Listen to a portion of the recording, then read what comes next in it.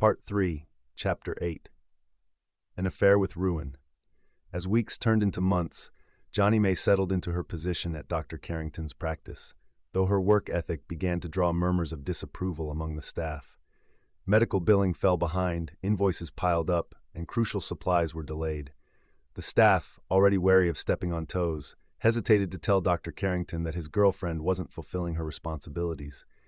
Johnny May, however, seemed oblivious to the growing discontent. She was distracted, not by the demands of her job, but by the constant stream of phone calls from a particular Medicaid representative. The woman called frequently, asking to speak with Dr. Carrington about billing discrepancies and program updates. Calm and professional, yet persistently calling, she made Johnny May uneasy.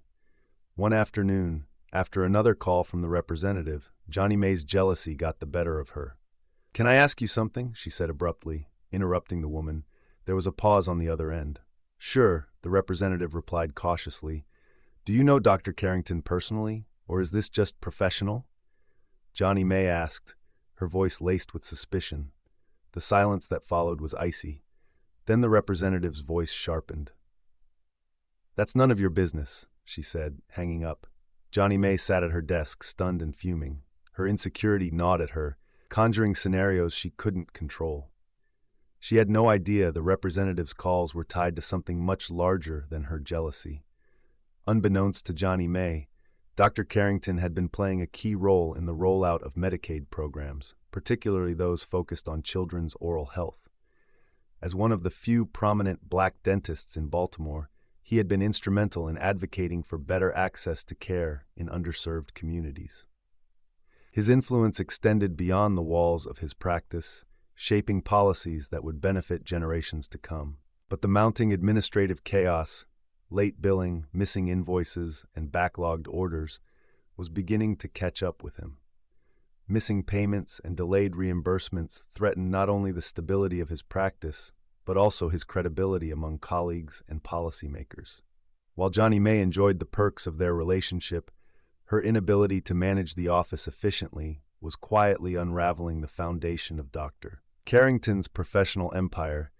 The situation reached a boiling point when Dr. Carrington was summoned to an urgent meeting with Medicaid officials. Questions surfaced about the billing issues, and whispers of mismanagement circulated.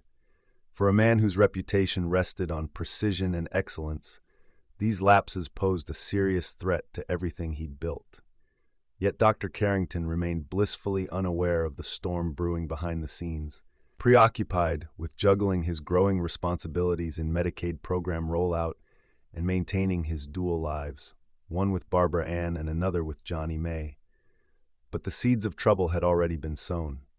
The Medicaid representative, whose professional demeanor masked a deeper personal connection to Dr. Carrington, felt humiliated and betrayed by Johnny May's intrusive questioning.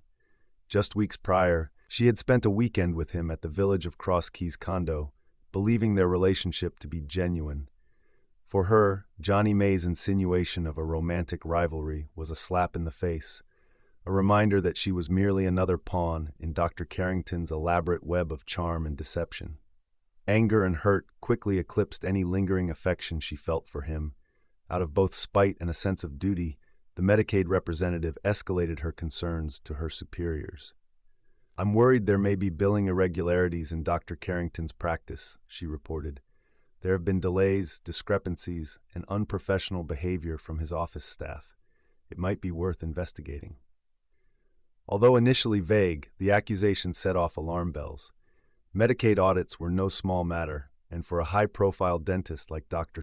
Carrington, already a central figure in Medicaid policy implementation, any hint of impropriety could have catastrophic consequences. When the notice of a formal audit arrived at the office, panic set in. A year's worth of minor oversights and Johnny May's growing neglect of her duties had created a perfect storm of errors that now threatened to engulf the practice.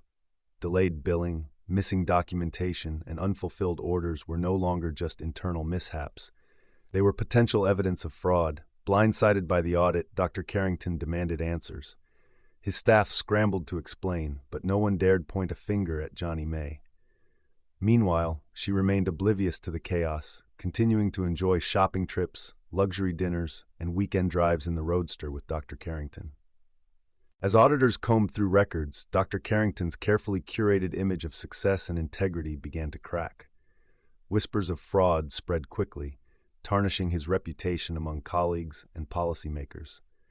While he struggled to contain the fallout, the betrayal, both by Johnny May's negligence and the Medicaid representative's retaliation, was a blow he hadn't anticipated. As if the pressure weren't enough, that afternoon Dr. Carrington's son, Russell III, stopped by the dental office and asked Johnny May if he could speak with his dad. Johnny May buzzed the private office. "Your son is here. Send him in."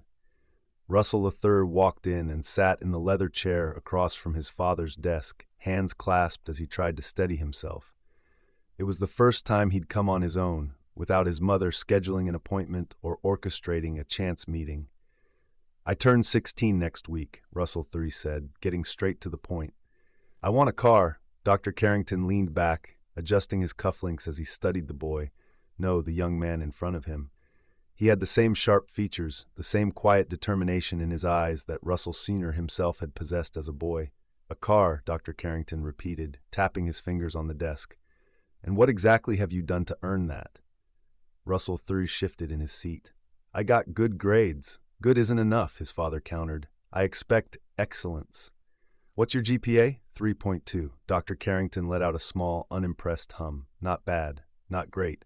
He folded his hands. "Do you have a job?" Russell III hesitated. "Not yet, but Then why should I hand you a car?" Dr. Carrington interrupted. "That's a responsibility, not just a gift. You need a job to pay for gas, maintenance, and insurance." "What's your plan for the future?" Russell III exhaled sharply. He'd expected a simple yes or no, not an interrogation. "I don't know yet," he admitted. "College? Maybe?" Dr. Carrington raised an eyebrow. "That's not an answer, son." The word son hung between them, unfamiliar and heavy. Russell III clenched his jaw. "So what? If I don't have straight A's and a 5-year plan, I don't deserve anything?" he demanded, frustration creeping into his voice. Dr. Carrington sighed. "It's not about deserving, Russell. It's about being prepared. I won't set you up for failure. You want a car? Show me you can handle responsibility. Get your grades up. Get a job. Come back to me when you can prove you're ready." Russell III stood, his chest tight. "Forget it," he muttered. "I shouldn't have come." Dr. Carrington didn't stop him. He only watched as his son stormed out, wondering if Russell III realized that for the first time, he wasn't shutting him out. He was pushing him forward.